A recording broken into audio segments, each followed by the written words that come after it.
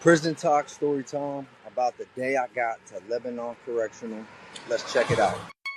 My name's Patrick. Everybody calls me Packy. I'm about to have my fourth baby with my high school sweetheart. I'm a life after prison content creator. I did 7 years in Ohio. If you want to collab, reach out to me. I do interviews on prison, paranormal, and true crime. I've talked about this before. I'm gonna go into a little bit more details. I'm not gonna lie, I was nervous. Everybody I think was a little bit, but maybe they wasn't admitting it or they won't admit it. I wasn't like scared, but I definitely wasn't 100% thrilled about knowing what I was walking into. I'm gonna go into a couple reasons of why that is. So I've recently had some people mentioning things from my past, things that I've talked about myself online, that I'm the one who brought it forward. I'm the one who made it known that the shit even went on. And it was during the time that I had everything going on with my guys, my own organization, mad at me. And I had everybody in the block mad at me. And I was owing money and I was all strung out.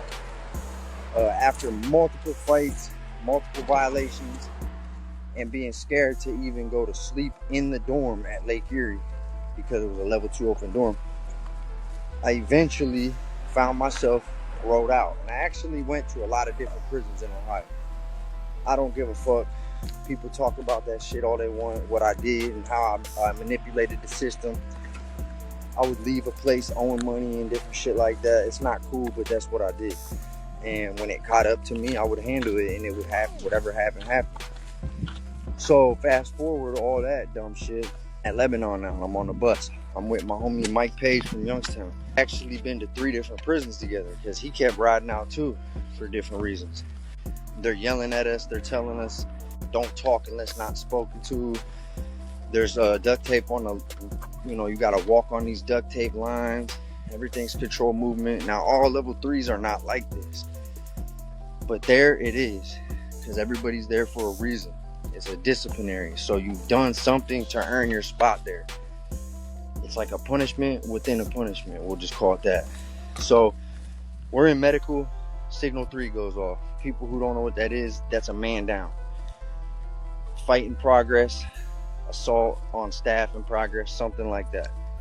Everybody's running. They got staff from other blocks. Everybody's just running in that direction, trying to get to wherever this fight was, right? We're just watching people run by, combat boots and nightstick slapping. They finally bring these people in the block. I mean medical. It was multiple people involved. Some sort of group fight or whatever. So what ends up happening was me and Mike kept saying how we hope we go to the same block, which we did, which was E. Edward. And during this time, we go in there. I'm on the bottom range. He's on the top range. No, he was on the top. Or was it on the middle? I can't remember. But there's 3 ranges there. 3. So when I get in there, they put me in there on purpose with one of my guys, which was a white dude named Six. And on each side of us was folks on both sides. STG'd, everything, same thing. So I go in there and my bunkie ain't in there when I first get in there. But the dude on the side's telling me that he was working in the cafeteria.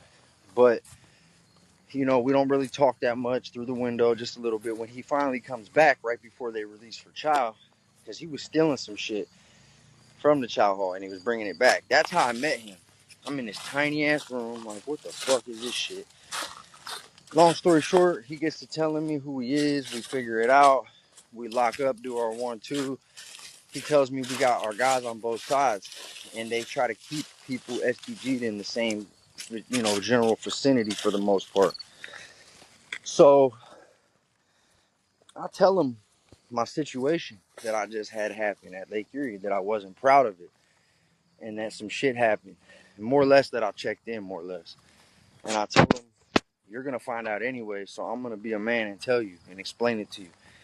And they respected it, though. They was like, all right, well, we appreciate you telling us. Mind you, it's my birthday. I left this part out. I ain't tell nobody. I rode there on my birthday, March 22nd. And so what ends up happening was Later they actually told me, okay, when the doors pop, we're gonna have you violated. But they ended up having my bunkie do it. It was like, and then you got to go on this mission, and we're gonna have you go talk to Wicked. I'm like, all right. So we did that, the whole process. Later on, they ain't know that it was my, they're like, bro, you should have told us it was your G day. We would have never did that. And then they went and made me a bowl of food, which was cool. But when they asked me to go on this mission, it was the white dude JD that they wanted him like to fall back, to be off count, and pretty much be bled out or covered up.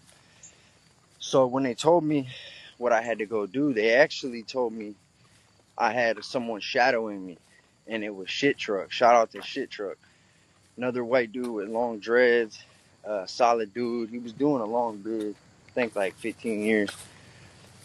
Yeah, he came with me though, and it felt good to know that I had him, by my side to go in there.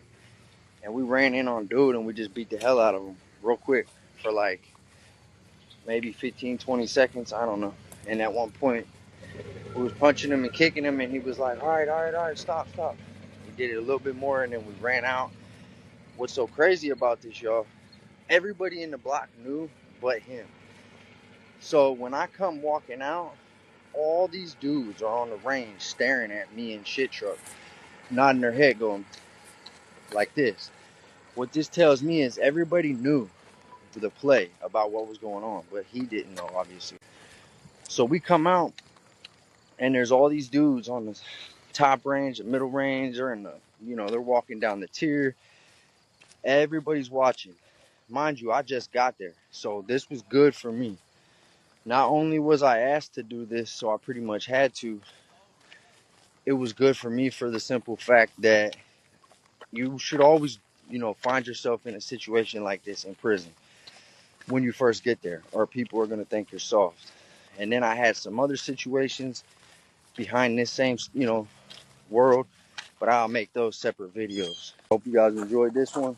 Stay safe, stay free, stay blessed.